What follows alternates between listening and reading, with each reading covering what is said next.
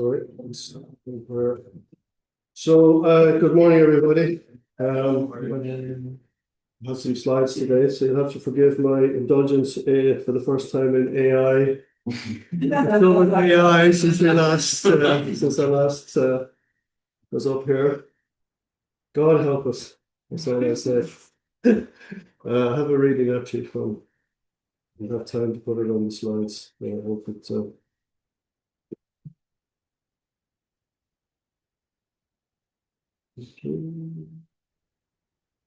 But he was pierced for our transgressions. It's from Isaiah, the book of Isaiah 53:5. But he was pierced for our transgressions. He was crushed for our iniquities. The punishment that brought us peace was on him, and by his wounds we are healed. You want to move to the first slide there, Dylan? I'll just read this, the English version. The law of give and receive. All things are created with relativity by resembling God's dual characteristics. No existence can exist independently. All are created to exist only by forming relative relationships with others. In other words, all things are created to exist through a relationship between a subject and an object. When one entity forms a correlated standard of subject and object with another, give and receive action takes place. Through this give and receive, an indivisible oneness is formed, and the phenomena of existence, reproduction, and action arise.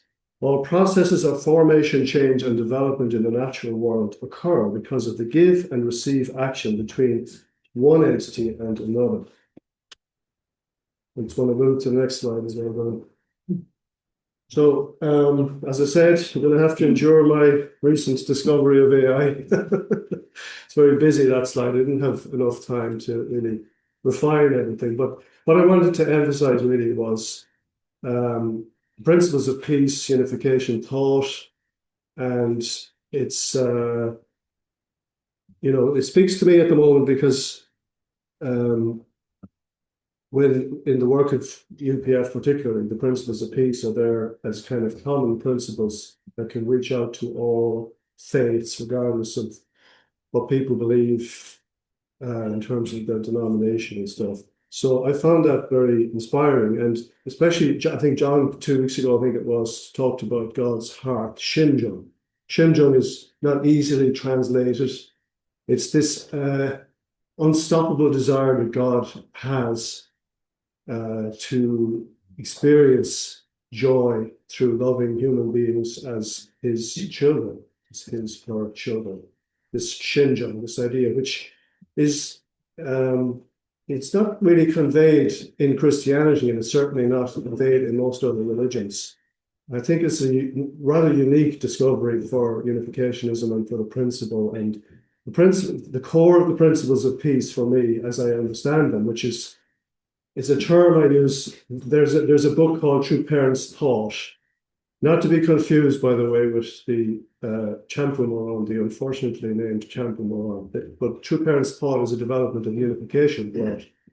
And True Parents, True Parents' Thought and the principles of peace is something that's being developed at the moment by UPF. But for me, the core of it is this idea of Shinjung and God's heart. Why did God create humankind? What was the purpose of having creating us? It is to experience joy. I think when you become a parent, you understand this maybe a bit more deeply. But developing this parental heart is important.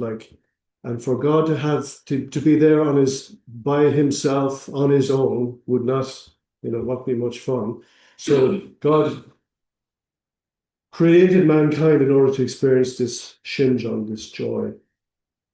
And so these textbooks, which I will maybe go into later, I can move on, Dylan, there. So, let me put the slides hidden there. This is something else which I've been trying to reproduce.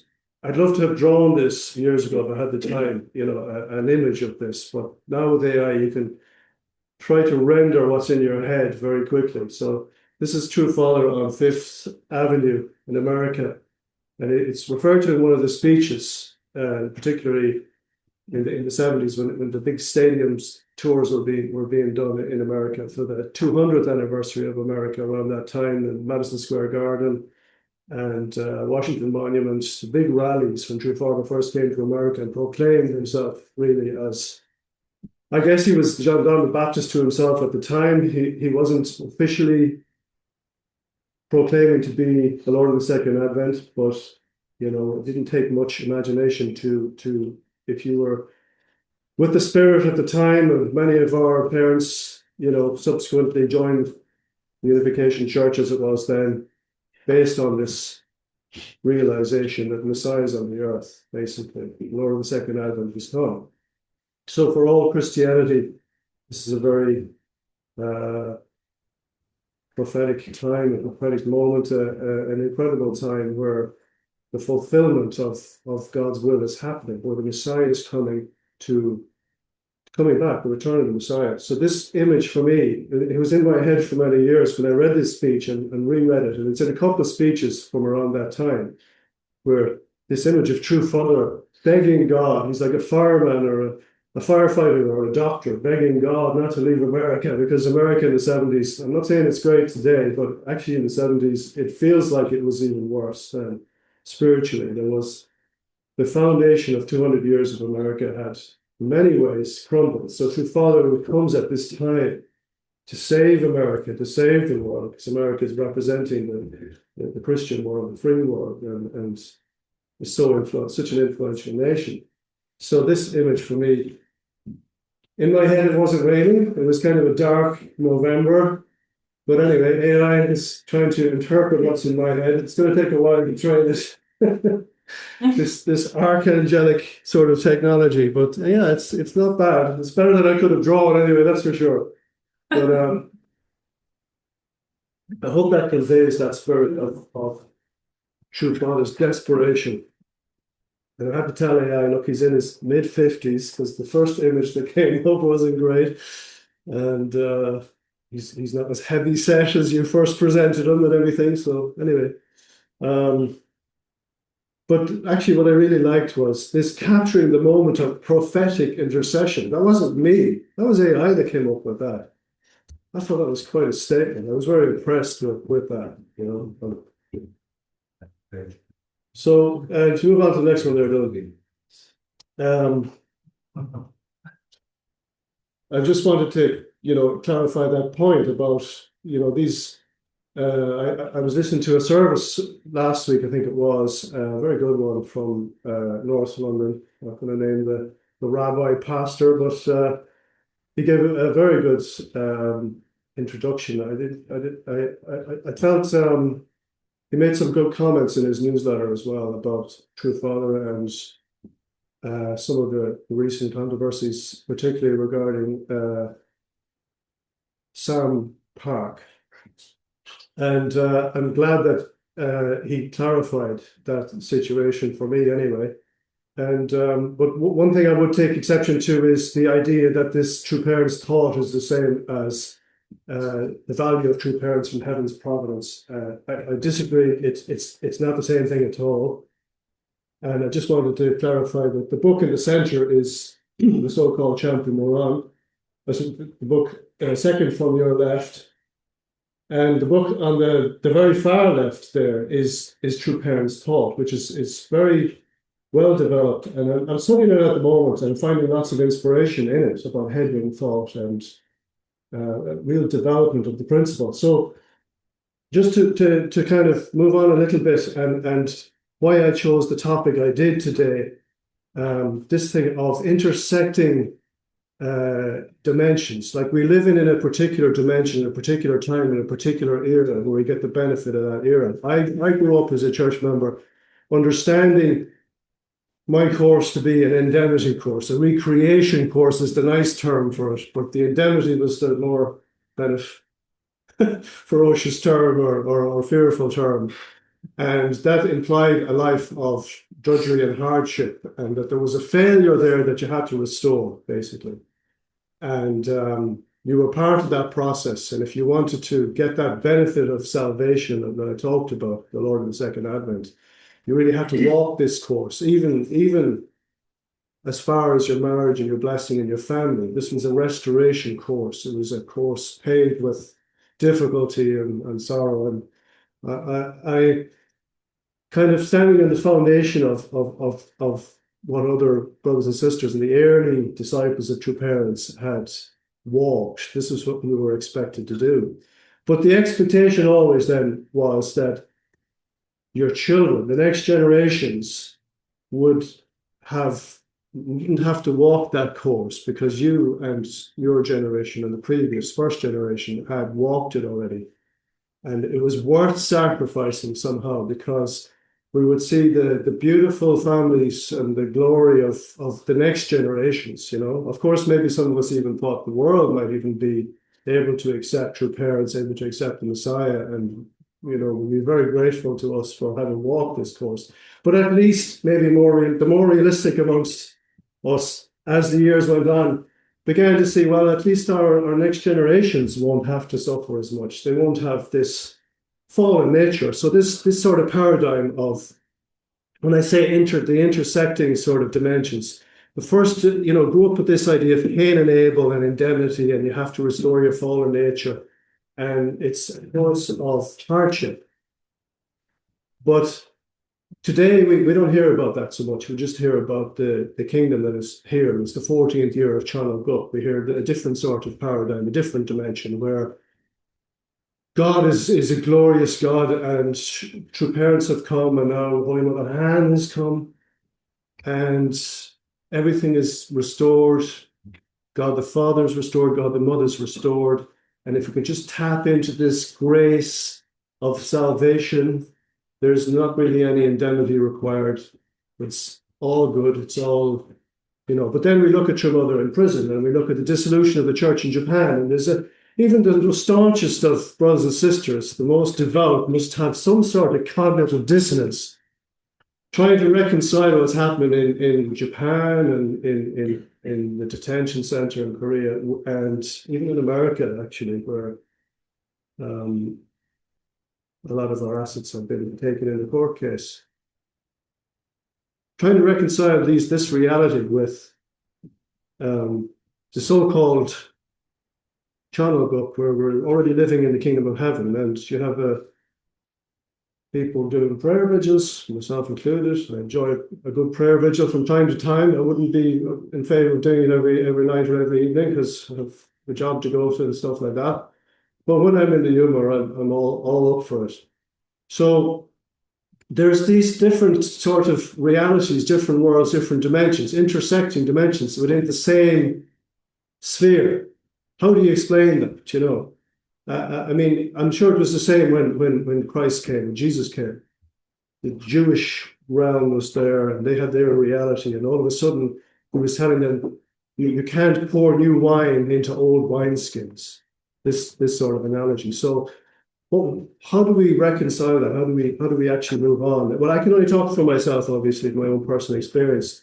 And recently, we were asked to give testimonies. First generation, particularly, there was Sharpman was asking, you know, if the first gen could give. And I guess it is a curious thing for second and third gen to want to hear these testimonies. But I guess there was mixed feelings amongst the first gen when we heard this, because, you know, on the one hand, we might feel, well, I've given my testimony before, and then on the other hand, we feel not so much to testify that might be inspiring. Maybe some of us might feel, others might feel different. But maybe that's not the point. Maybe the point is, how can the next generation understand the foundation they're on unless we as first gen are willing to share? And actually, I was very grateful to James, I think it was 2 or 3 weeks ago, who gave an impromptu testimony, maybe pushed a little bit by myself, but there was a few second gen there around listening to James's incredible testimony. I think they were afraid to leave the room. Yeah. I'm not sure how it's birthed, but I think he's quite a storyteller. So I think the likes of James can pull that off with great aplomb, you know. Myself, I don't feel I have so much to be, you know, like when he talks about 10 years in fundraising or something like that, he was asked what his favorite kind of job was, and he actually said it was fundraising. I was taken aback by that. He's a glazer and glazer, isn't it, James? And he's done lots of different work, manual labor, construction, and factory work. And he was telling us about working in Germany back in the 70s, I guess it was, just before he joined the church. My holiday.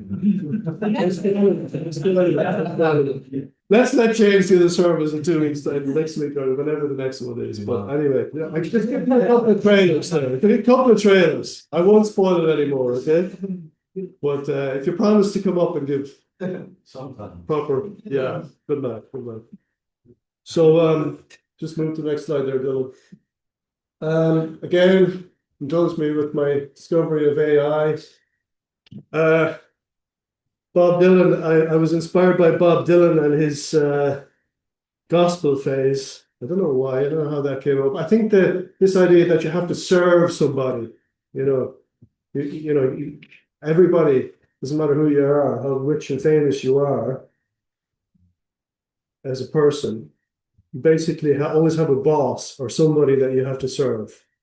That might be the devil, it might be God, it might be an ambassador to France. So Dylan conveys that very well during his gospel phase. And so I'll move to the next one there, Dylan. Thanks. Couple of ideas as well around that, this different dimensions. Like we can choose to basically, when we hear the truth. Now, the first problem is hearing the truth. Not everybody hears that truth. And what is the truth, you see? Is there God?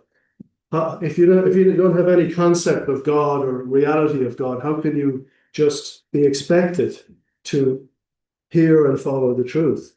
I mean, in this film, The Matrix, which is probably my favorite film because of the symbolism of it and what it's saying about humanity, and it's full of biblical references, of course, they're not hidden. But the central idea is that he wakes up and he realizes that everything around him is an illusion, Neo. And Neo is a metaphor for the Messiah. So he realizes everything around him is an illusion. Where do we hear this before in the principle? This fallen world is not supposed to be. It's not the way it's supposed to be. It's not the way that God created us. Something happened. Something went wrong. So he's awakened at the start of the movie. He starts to understand that basically there's more to this world. This isn't the original ideal, as it were. And he's offered a choice to take the red pill, which is to follow the truth, the reality, which he begins to understand, or the blue pill and stay in the illusion. Go back to just having a happy life, or not happy life, but not having to worry about the burden of the truth and the burden of, as I would say, restoration or recreation. So this film, for me, conveys it much better. Now, this is of its time, of course. It's already, it was brought out in 1999. It's 20, and I've referenced this movie lots of times, 26 years ago. I guess when you know the principle, this makes total sense. If you didn't know the principle, you probably wouldn't read into it too much. But anyway, that for me conveys it. This other Dark Matter was something that was on Apple TV a couple of years ago, and it talks about Schrodinger's cat and about the multiverse, as I understand it. I'm not great on science fiction in terms of the deep scientific side of it. I like the fiction side. But in terms of how we understand God and the universe, and this idea that that God exists outside of time and space, as human beings, we're never going to be able to understand this fully, because we were born and we die, we're governed by time and space. If you're not there at a certain time, you're going to miss whatever's going on. So we're very much governed by these laws.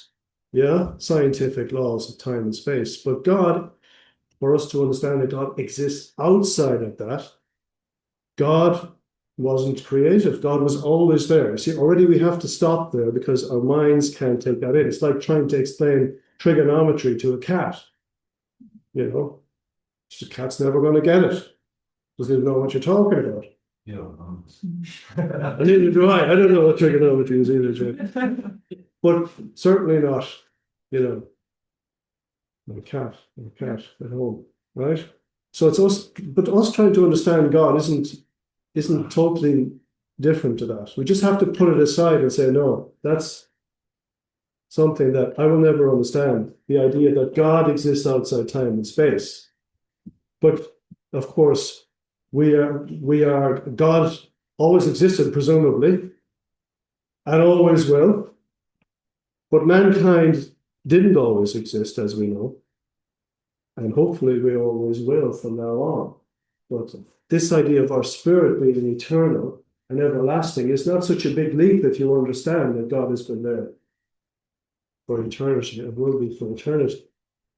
But again, with the knowledge that we cannot think, we have to think that we can't understand this idea of being outside time and space. So for me, I was inspired by that, and this show talks about these different multiverses and goes into different rooms each time and experiences what I consider to be a different part of the spirit world. So that's what I believe the spirit world is going to be when I leave this mortal coil. I'm going to be able to experience these different dimensions, and to the degree that I can be one with God, that I can experience God, that God can be in my life. I can be free to travel to different parts of the multiverse of the spirit world. So I don't have any evidence that this is true, only my dreams and this. But I do believe that I have a spirit, that we have all spirits, and that we can experience this joyful. Is it going to be a joyful afterlife, or is it going to be one full of regret, looking back? So I think the importance of life on earth is that we have this chance now to try to understand. And it is, I suppose, as unificationists, do we have a choice? You know, once you know the truth, this is the problem with the red pill and the blue pill. If you decide to take the red pill, yeah, you do have to walk that course. Now, as I said, for the first gen, it was a course of difficulty, even as I said, through the blessings and the marriage, and at the same time proclaiming this new truth and trying to witness to the world and trying to get people to go to blessing and to be saved. Like, what is the salvation unification movement of true parents? It is the blessing.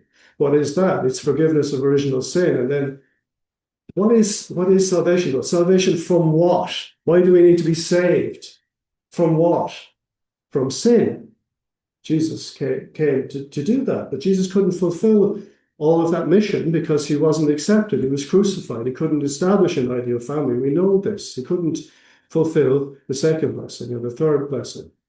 So that's where true parents came in. True parents came in order to, you can move it on, Dylan, to the last, I think it's the last slide. True parents came to fulfill that. And for us, of course, it is a privilege to be attending true parents at this time because so few people are doing that. And when we see the hardship endured by, the Japanese Family Federation, part of me thinking, well, do bad things happen because we deserve them to happen, or is there a reason for that? Did they have it coming? Did they not reform when they should have reformed? Did we not repent when we should have repented? But actually, bad things still happen, even if you are doing good, a good person, or if you're following the right way. You can't assume that bad things won't happen to you. So I don't think it's useful even to think in those terms. That just because you're doing everything right, that the karmic laws of the universe will support you and you'll be successful. you might be in the long run. This is our faith that we will be in the long run, but it can be a very long run. It can be generations. So in the meantime, we have to keep these two ideas in our head. Yes, we're living in the kingdom of heaven, the 14th year of Cheonilguk, but also we are walking this path where we have to restore our fallen nature. We have to make a foundation for the Messiah. Ideally, second, third gen shouldn't have any fallen nature. Never mind original sin. This is the path that the parents walked, and true parents walked for us, you know. But we're living in the reality of the world where, you know, I don't like to talk too much about Satan because I think it's an excuse, but his legacy is there everywhere. The fallen world is still there. Fallen people are still there. And there's a way to deal with that in terms of how we interact.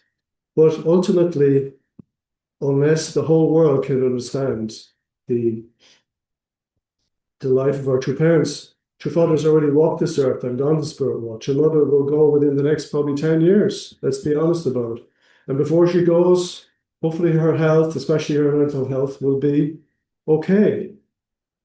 And we hear about all our, you know, many older people having dementia and stuff and cognitive decline. So I think it's a precious time to have our true mother with us and really, you know, leading the way, showing the way, and following in the footsteps of true father, actually. And there was a quote here, which I thought was very nice from true mother's autobiography, Mother with Peace. A life offered for heaven's will. My husband said that if it was necessary for God's will, he would go to prison in 10 countries. He was not afraid of suffering. He was not afraid of death. He only feared that he might not fulfill God's will. I mean, that's a beautiful heart that true parents have. You know, from true parents, true father's image of him on Fifth Avenue, asking God not to leave America, please. You know, and I think he succeeded in getting God to stay providential perspective in America. But if he stays on Fifth Avenue in America, in Manhattan, he stays in the world. God stays in the world. Now, all around us, there's wars and all that sort of thing, yeah. But I mean, I'm inspired by true parents' heart. They can lose everything, and still their hearts don't change because they're not invested in those external things. Maybe we can think in external ways and feel it's awful what's happening in terms of a liquidator being appointed and coming in and selling off all our assets in Japan. Even the graveyard. The poor liquidator doesn't know what to do with our Unification Church graveyard in Japan because probably nobody wants to buy a graveyard. And what do you do with all the relatives that are coming that want to visit their, you know, deceased loved ones? I mean, it's just beyond tragic and sad what's happening. But you could feel, oh, I can't keep faith in a God like this that would turn his back on us like this. You know, that would be one way you could look at this. And I'm sure, you know, I referenced Bob Dylan earlier. I believe he became a Christian for a while, but then maybe came out of it for another while. People lose faith. You hear about these celebrities turning to Christ, but then you don't hear when they turn away from Christ. So it's a long, what's that song? It's a long road to heaven. Long road to heaven. Winding deep and Winding deep and high. But when you walk with the wind out, anyway, I don't know the lyrics, but you know what I want to do. Miles fly by, isn't it? Miles fly by. So, yeah, just to conclude, I think you know, I would like to not to have to think about recreation and fallen nature and original sin and all this old style kind of original divine principle, if you like, old school divine principle course. But actually, I like to think I and probably first gen were products of this and conditioned like this. It's easy for us, it's a reflex. And actually, it's about maybe more transforming the subject-object relationships into healthy ones where instead of trying to restore all the time, we're actually trying to build something beautiful. Maybe that's the way to bridge the two different dimensions, between recreation and the new paradigm that True Mother wants us to think in, this headwing parentalism, the Cheonilguk era paradigm, which will come in time. But I think it's useful to have the battle-hardened attitude of this old school, divine principle based, even if it causes PTSD for some of us. But I think it's good though also to look at our new generations coming up, the next generations, and feel that they don't have to please God, they don't have to walk that course, that they can experience joy and show us the ideal maybe that we couldn't show them. I know it's a big ask and maybe it's too much, but I think it's important to have God in your heart, to experience God. What is God for me? How does God work in my life? It's all right talking about the broad and massive providence out there, but actually, is God working in my life? Am I happy? Am I able to fulfill the three blessings? Am I able to feel joy? Do I have a personal relationship with God? And I think maybe we can learn from the Christians in that. And prayer vigils are good for that, of course, in small doses. In doses, in what's the word? Dose that's what would be the nursing term? Suitable doses. Is that the one I'm looking for? Yeah, as you need them. But truth is, for you, what is truth actually? Of course, the truth is the same for everybody, but in terms of what you can digest and what is useful for you, I think personal relationship with God is much more important than anything written in any book of scriptures. They're there to guide us, they're there to help us. Of course, they're important, but we all know what God wants us to achieve, which is to be joyful, to be happy, to experience the three great blessings, to try and establish that true love between our mind and body as an individual, with our family, with our husband and wife, and try to build that in our community. And then finally, to try to expand that out to the world. So I'll close with a prayer, and please join me.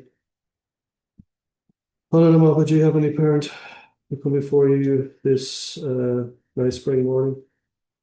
We thank you for sending us our true parents, and we thank you for allowing us to know the truth of principle and the age we're living in, and understand how you have been suffering as a loving parent, and how you long for us to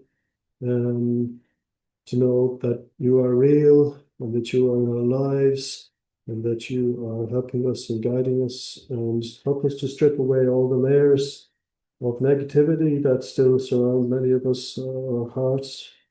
And please help us to be reborn and to be joyful and to know that you protect us from anything that we don't know, Heavenly Parent, when what's coming around the corner, but we don't have to fear because of our faith in you and in the reality of your presence, Heavenly Parent. We pray for our true mother who's, God knows, you know how long, we don't know how long she will have to endure in this environment that she's in the detention center, but help her to continue to do so with a joyful heart, even though many of us feel she shouldn't be in there at all. And it's the incredible injustice committed upon her. Also, what's happening in Japan. Pray for our Japanese brothers and sisters to be strong and to know that your people, your champions, your chosen people have always risen above the Jews, the Christians, have always been able to transcend the difficulties over time, and to come out stronger and to come out more powerful, and as a testimony to you, Heavenly Parent. And of course, we do many bad things, make many mistakes, and can be very arrogant. So help us to purge our fallen nature and to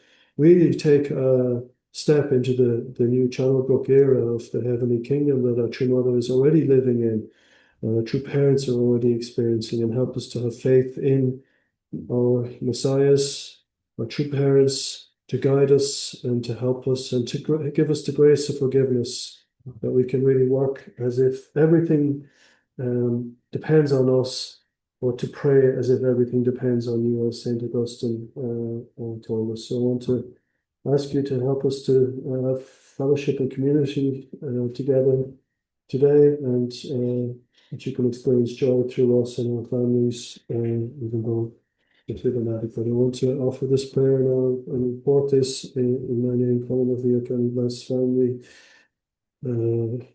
Bogdan Shinkajan, attending our Holy Mother Hand, Aju.